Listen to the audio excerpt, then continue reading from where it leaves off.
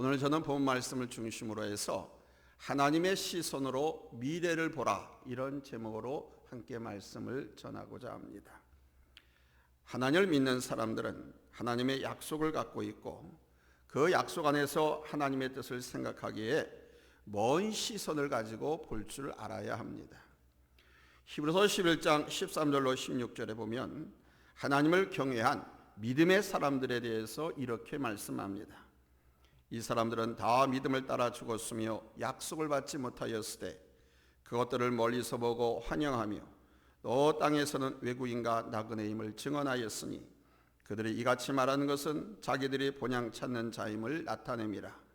그들이 나온 바 본향을 생각하였더라면 돌아갈 기회가 있었으려니와 그들이 이제는 더 나은 본향을 사모하니 곧 하늘에 있는 것이라. 이러므로 하나님이 그들의 하나님이라 일컬음 받으심을 부끄러워하지 아니하시고 그들을 위하여 한 성을 예비하셨느니라. 여기 서두에 이 사람들이란 히브리서 11장 앞부분에서 말씀한 믿음의 조상들을 가리킵니다. 아벨과 에녹과 노아 그리고 아브라함과 사라 등에 대해 평가하기를 저들은 하나님께 받은 약속을 멀리서 보고 환영하며 이 땅에서는 외국인과 나그네의 삶을 살았다는 것입니다. 곧 하나님께서 이루실 미래, 그 약속을 바라보고 걸어 나간 것입니다. 특별히 아브라함의 예를 보십시오. 아브라함은 가나안 땅에 왔을 때 하나님께서 자신을 통해 그 민족을 이루게 하시겠다는 약속, 그리고 자신의 혈통을 통해서 메시아를 보낼 것이라는 약속을 받았습니다. 그러나 실제로 아브라함은 사라를 통한 자식 하나를 얻는데 무려 25년이나 걸렸습니다. 그 과정에 아브라함은 인간적인 방법을 통해 첩을 통해서 이스마엘을 얻기도 했습니다만 아브라함은 그런 과정을 거치면서 하나님의 뜻과 계획을 알게 되었습니다. 그는 하나님께서 자신을 분명히 사용하시고 약속하신 그 일은 후손들을 통해 이루신다는 사실을 알고 그것을 멀리서 보고 환영했다는 것입니다. 하나님을 경외하는 사람들에게 미래란 반드시 이루어지는 하나님의 약속 그 자체입니다. 그들에게 미래를 향한 먼 시선이란 미래 언젠가 반드시 이루어질 하나님의 약속에 대한 믿음을 의미하는 것입니다. 그러나 자신의 욕망 속에서 미래를 지향하는 사람도 있습니다. 세상은 이렇게 미래를 향해 매진하는 사람을 가리켜서 미래지향적인 사람이라고 부릅니다. 그러나 그 사람의 미래는 단지 자기 욕망에 불과할 뿐입니다. 그 과정에 남을 짓밟기도 하고 편법과 불의를 일삼기도 합니다. 그렇게 시간이 지난 후 설사 자신의 미래가 이루어졌다 하더라도 그것에 만족하지 못하고 계속 자기에게 매여 있을 뿐 그 사람은 그 이상도 그 이하도 아닙니다. 우리는 하나님을 경외하는 사람으로 먼 시선으로 바라볼 수 있어야 합니다. 먼 시선으로 보는 방법을 배워야 하고 그 눈을 가져야 합니다. 여기서 먼 시선이란 하나님의 시선을 말합니다. 우리 예수님이 바로 그러한 분이셨습니다. 예수님의 일생은 짧은 기간이었지만 먼 시선으로 당신의 여정을 걸으셨습니다. 예수님이 12살 되던 해 가족들과 절기를 지키기 위해서 예루살렘 성전에 올라가셨다가 돌아오실 때 홀로 예루살렘에 남아서 성전에서 서기관들과 토론을 하다가 가족들을 놀래켜 했습니다. 그때 어머니 마리아가 어찌 이렇게 했느냐고 할 때 예수님께서 말씀했지요. 누가복음 2장 49절입니다. 어찌하여 나를 찾으셨나이까? 내가 내 아버지 집에 있어야 될 줄을 알지 못하셨나이까?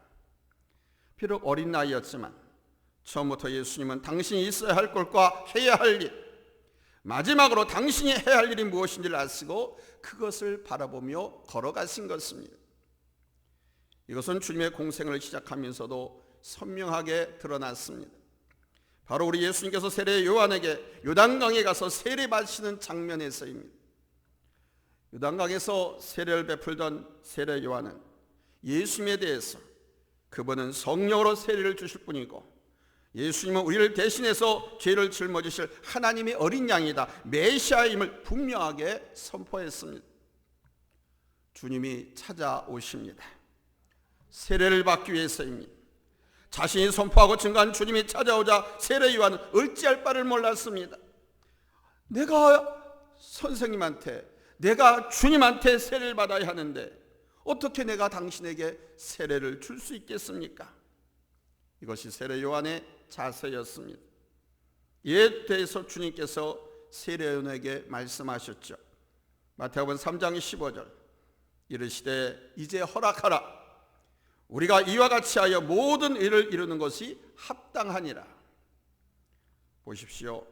모든 의를 이루는 것이 합당하다고 하셨습니다.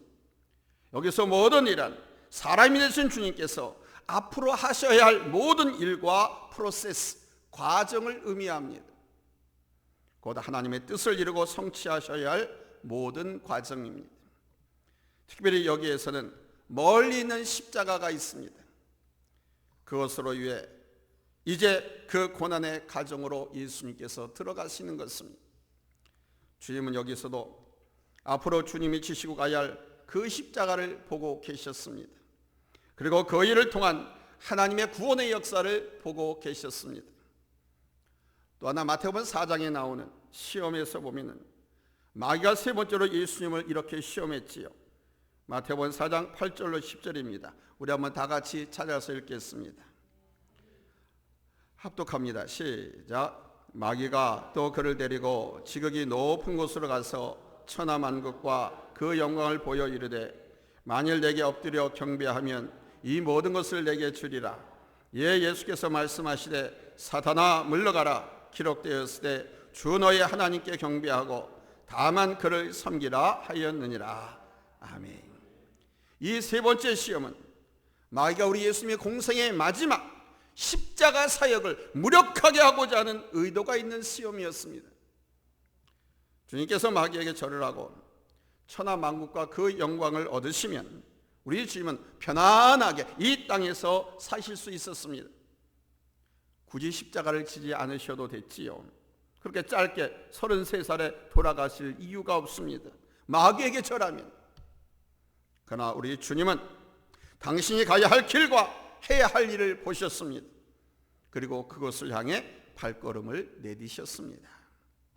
오늘 본문에서도 우리 예수님은 우리에게 그것을 아주 선명하게 보여주십니다. 이제 공생애를 마무리할 시간이 얼마 남지 않았습니다.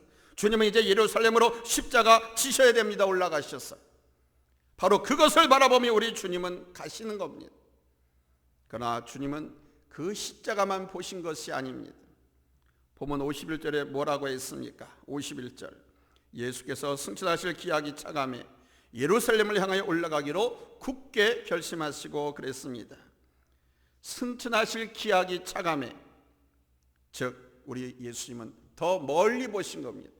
십자가만이 아니라 그 이후에 승천까지 보신 겁니다. 단지 십자가만이 아닙니다. 십자가 이후에 승천하실 일,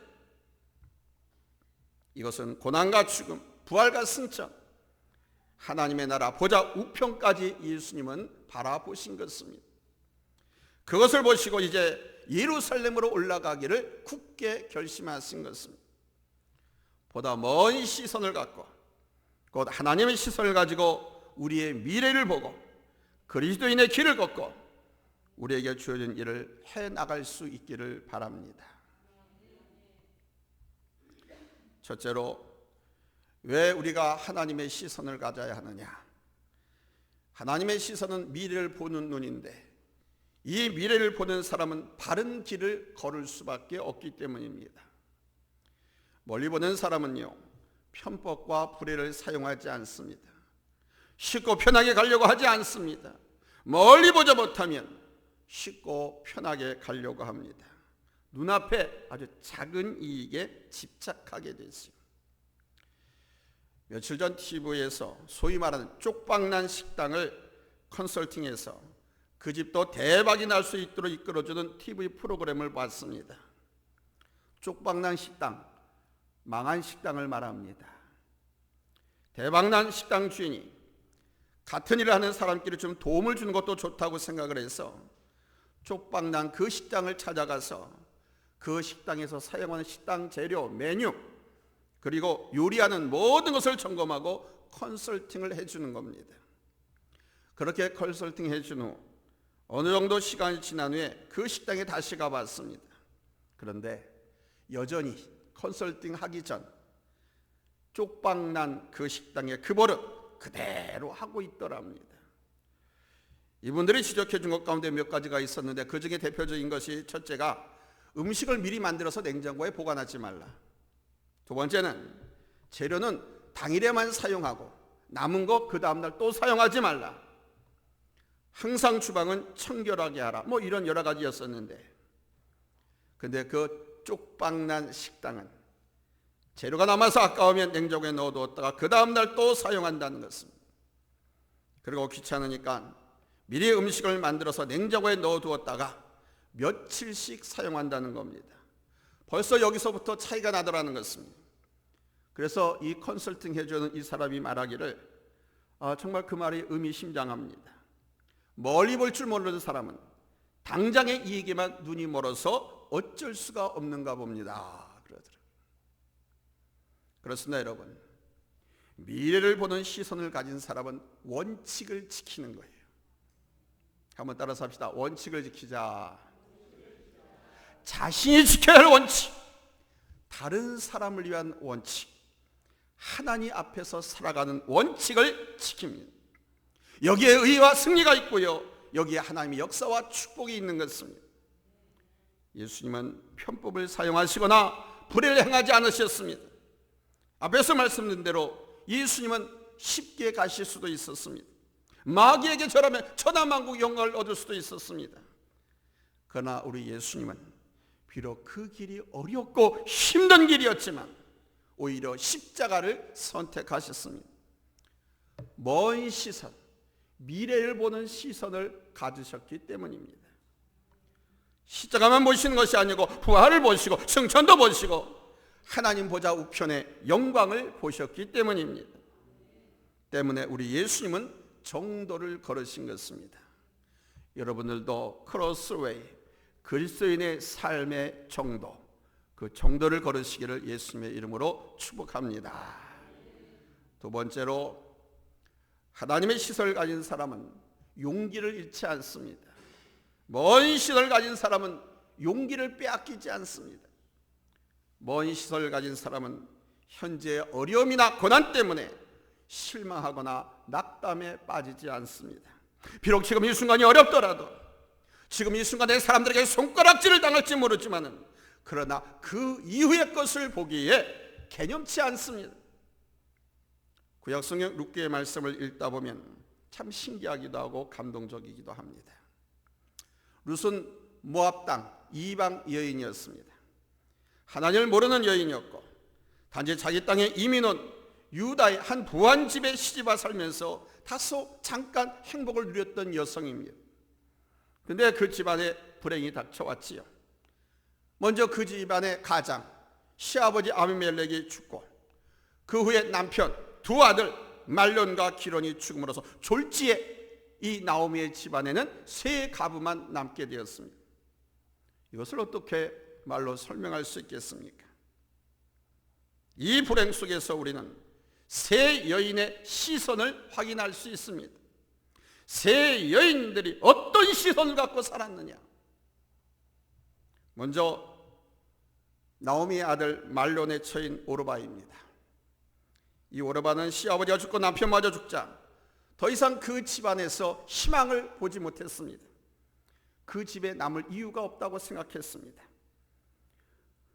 가부 셋이 한 집에서 무엇을 할 수 있고 어떻게 살아갈 수 있겠느냐 생각한 것이죠. 그래서 그녀는 시어머니 나오미가 내 집으로 돌아가라 이렇게 권할 때 비록 슬프지만 작별 키스를 하고 돌아갔습니다. 그러나 룻은 끝까지 시어머니를 따랐습니다. 그녀의 고백 속에는 비장함마저 감돌고 있습니다.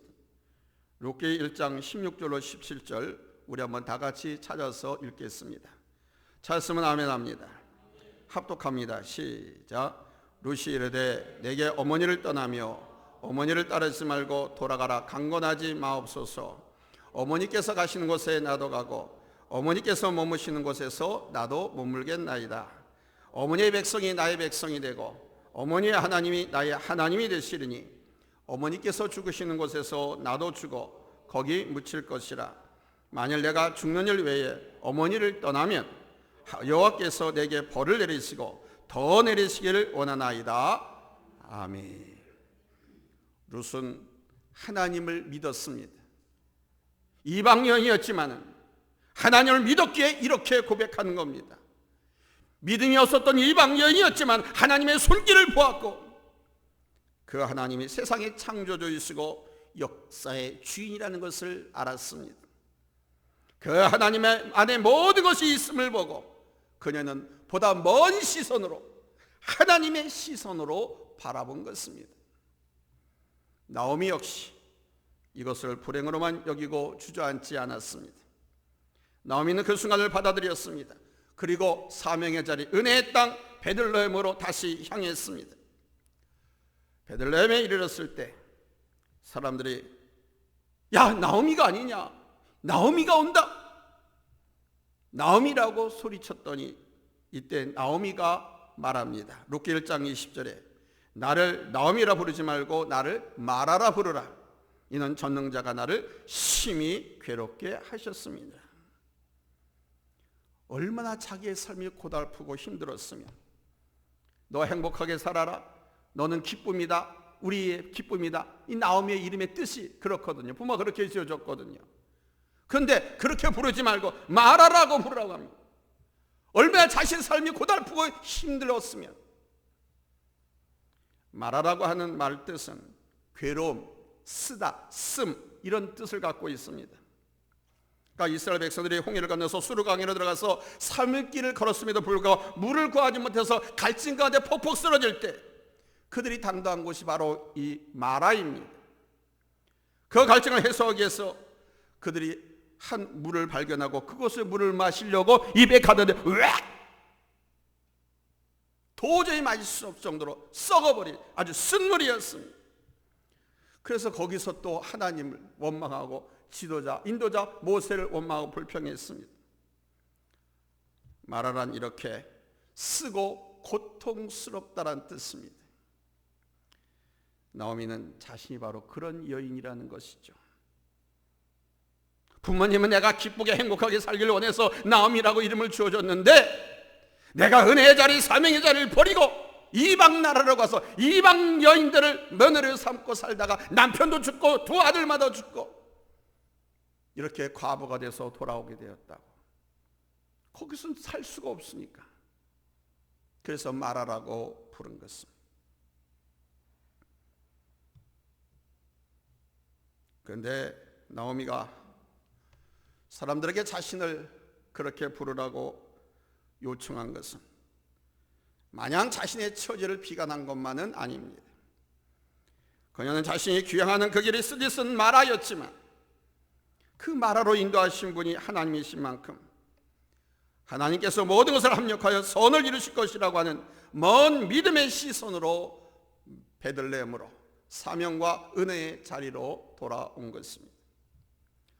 예수님이 십자가를 지신 것도 마찬가지입니다. 예수님은 십자가를 통한 죽음이 아니라 십자가를 통한 생명을 보셨습니다. 자신의 대속의 십자가를 통해서 하나님께 구원받을 하나님의 백성들을 생각하셨습니다. 그리고 하나님 보좌 우편에 앉으시는 그 소망을 보셨습니다. 그래서 히브리서 12장 2절에서 이렇게 말씀합니다. 믿음의 주요 또 온전하게 하시는 이 예수를 바라보자.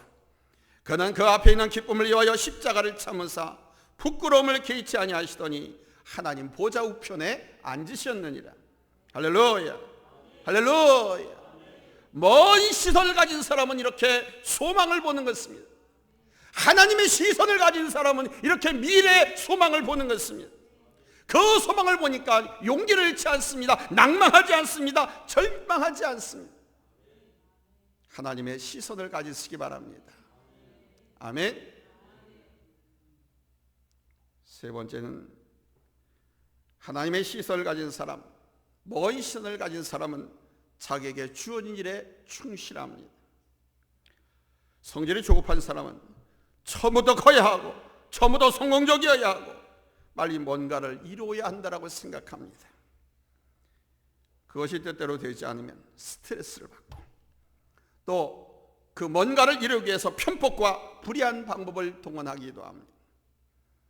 그러나 하나님의 손길을 느끼고 하나님의 약속을 믿으며 저 천성을 바라보며 가는 사람은 조급해하지 않습니다. 비록 내게 맡겨진 일이 큰 일이 아니다 하더라도 그 일에 그냥 충성만 합니다. 왜? 작은 일에 충성하면 큰 일에도 충성하니까. 하나님의 일도 마찬가지입니다. 하나님께서 우리에게 주신 사역에 대해 지금 그 자리에서 여러분 차근차근 천천히 해나갔으면 됩니다. 조금씩 해나갈 때 어느 순간 하나님께서 약속하시고 하나님께서 뜻하시는 자리에 우리가 와 있게 됩니다. 그런데 누가 이렇게 할 수 있겠습니까? 하나님의 시선을 갖고 있는 사람입니다.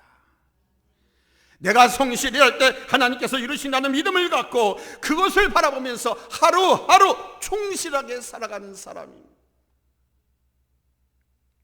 룻이 베들레헴으로 돌아와서 한 일은 오직 하나님을 경외하고 시어머니를 잘 모시면서 밭에 나가서 이삭을 줍는 일을 했을 뿐입니다. 뭐 대단한 거 한 거 아닙니다. 이삭을 줍는 것은 농사 지을 땅, 그 자기의 밭 차기의 소유가 없기 때문입니다. 그래서 남의 밭에 나가서 이삭을 주어서 생계를 꾸려 나가야 했습니다. 이스라엘의 율법에 의하면 농사하는 사람들은 추수 때에 밭에 떨어진 이삭을 절대로 주지 못하도록 규정해 놨습니다. 왜 밭에 떨어진, 논에 떨어진 이삭을 주지 못하게 했느냐?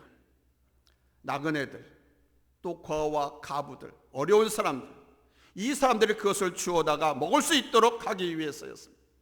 그래서 룻은 그저 묵묵히 하나님을 신뢰하면서 그 일이 보잘것없는 일이었지만 하루하루 충실하게 성실하게 그 일을 해나갔습니다.